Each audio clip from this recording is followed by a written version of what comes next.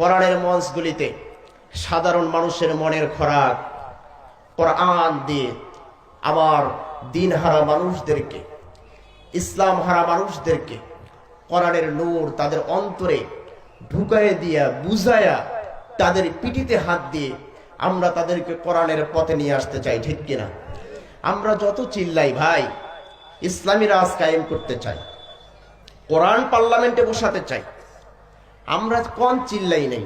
কথা বলেন না কেন? চিল্লাইতে চিল্লাইতে কত মুফাসসির দুনিয়া থেকে বিদায় নিয়ে চলে গেল, কোনো পরিবর্তন হয়েছে? পরিবর্তন ততক্ষণ পর্যন্ত আসবে না এই কোরআনের নূর যতক্ষণ পর্যন্ত সাধারণ মানুষের অন্তরে না ঢুকবে, ঠিক কিনা?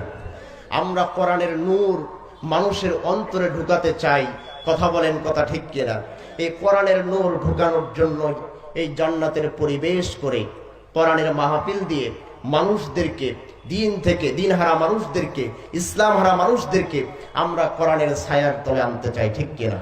এজন্য আসুন, কাউকে গালি না দিয়ে, কারো পক্ষে বিপক্ষে কথা না বলে আমরা একজনের পক্ষে কথা বলতে চাই। একটু জোরে বলেন, কার পক্ষে? আল্লাহ রব্বুল আলামিন আমাদেরকে একটি সংবিধান দিয়েছেন, তার নাম কি? সকল